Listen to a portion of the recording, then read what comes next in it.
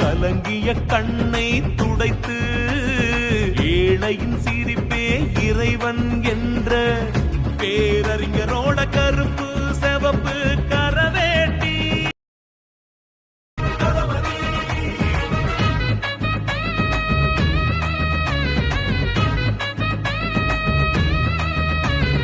கருப்பு செவப்பு கரவேட்டி கட்டிப்பாரு ஒரு வாட்டி.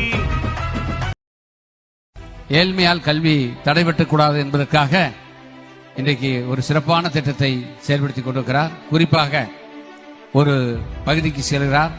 அங்கிருக்கின்ற மாணவ செல்வங்களை 5ஆம் வகுப்பு படிக்கின்ற மாணவ செல்வங்களை அழைத்து இங்கெல்லாம் காலையில சாப்பிட்டு வந்தீங்களான்னு கேட்கிறாரு.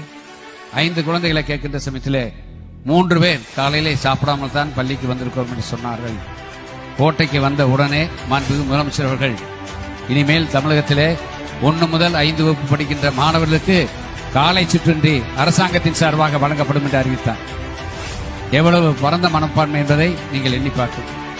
அறிவித்ததோடும் இல்ல, திங்கட்கிழமை என்ன உணவு, செவ்வாய் என்ன, புதன்கிழமை